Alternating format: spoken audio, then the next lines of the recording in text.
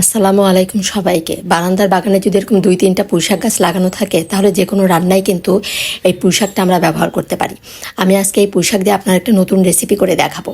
এখানে আমি কাচকি মাছ ভালো করে পরিষ্কার করে ধুয়ে নিয়েছি, আর নিয়েছি হাফ কাপ পরিমাণ পেঁয়াজ কুচি, আর নিয়েছি 5-6টা কাঁচামরিচ ফালি। এখন এর ভিতর দিয়ে দেবো আমি হাফ চামচ পরিমাণ পেঁয়াজ বাটা, হাফ চামচ রসুন বাটা, হাফ চামচের একটু কম পরিমাণ দেবো আমি জিরা বাটা, হাফ চামচ লাল মরিচের গুঁড়া, হাফ চামচ পরিমাণ হলুদের গুঁড়া, আর দেবো পরিমাণ মতো লবণ। লবণটা দিয়ে এর ভিতর আমি সরিষার তেল দিয়ে দিব। সরিষার তেল দিয়ে বেশ ভালোভাবে এই মশলাটা পেঁয়াজ মরিচের সাথে মাখিয়ে নিব। বেশ ভালোভাবে এভাবে ডলে ডলে মাখিয়ে নিতে হবে। পেঁয়াজ মরিচটা ভালোভাবে মশলার সাথে মাখিয়ে নিয়ে তারপর আমি মাছগুলো আলতো করে এর সাথে মাখিয়ে নিব। ভালো করে মাখিয়ে নিতে হবে এখন সব। বারান্দা বাগানে পুঁইশাকগুলো দেখে হঠাৎ করে মাথায় এই আইডিয়াটা আসলো, এই জন্য ভাবলাম যে রান্নাটা করি আর আপনাদের সাথে শেয়ার করি। সব কিছু ভালো করে মাখিয়ে নিয়ে এটা আমি 10 মিনিটের মতো রেখে দিব। এখন যে পুঁইশাকগুলো আমি ধুয়ে রেখেছিলাম সেই পুঁইশাকগুলো এখন একটা প্যানে এভাবে বিছিয়ে নিব। প্রথমে ছোট পাতাগুলো বিছিয়ে নিয়ে এর উপরে আমি বড় পাতাগুলো দিয়ে দিব। আপনারা নিশ্চয়ই এতক্ষণে বুঝে গিয়েছেন আমি এখানে কি রান্না করছি।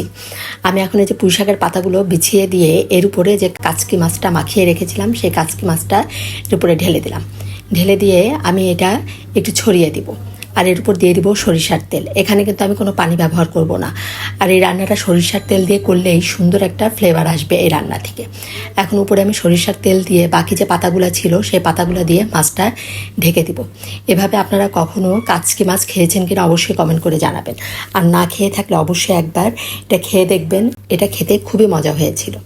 এখন আমি এই যে প্রথমে ছোট পাতাগুলা দিয়ে মাছটা ঢেকে দিয়ে আবার উপরে বড় পাতা দিয়ে দেব। পাতার পরিমাণ একটু বেশি রেখে আমি সামান্য একটু লবণ ছিটিয়ে দিলাম যাতে লবণটা সব পাতার মধ্যে ঢোকে। এখন আমি এই যে লবণটা ছিটিয়ে দিয়ে আবার বাকি পাতাগুলো দিয়ে দিব। বাকি পুঁইশাকের পাতাগুলো দিয়ে সম্পূর্ণটা সুন্দরভাবে ঢেকে দিব। আমরা কিন্তু লাউয়ের পাতা দিয়ে এরকম কাচকি মাছের পাতুরি খেয়েছি, পুঁইশাকের পাতা দিয়ে আমি প্রথমে এভাবে করেছি, খেতে খুবই মজা হয়েছিল। এখন ঢাকনা দিয়ে ঢেকে আমি হাই হিটে 5 মিনিট রান্না করে নিলাম। আবার ঢাকনা দিয়ে ঢেকে আরও 5 মিনিট রান্না করে নেব। এখন আমি চুলার হিটটা লো করে দিয়ে এই পাতুরিটা রান্না করে নেব। একদম যে পানিটা বের হয়েছে, পানিটা শুকিয়ে যখন একদম তেলের উপর পাতাটা উঠে আসবে তখনই বুঝতে হবে পাতুরিটা হয়ে গিয়েছে। এই যে আমার পাতুরিটা কিন্তু হয়ে গিয়েছে। আমি একটু স্প্যাচুলা দিয়ে সরিয়ে দেখলাম মাছগুলো বেশ সুন্দরভাবে রান্না হয়েছে। আমি আপনাদেরকে যে পাতাটা সরিয়ে দেখিয়ে দিলাম একদম নিচে কিন্তু শুকিয়ে গিয়েছে, আর উপরে পাতা নিচে পাতা, এটা খেতে কিন্তু অসাধারণ হয়েছে।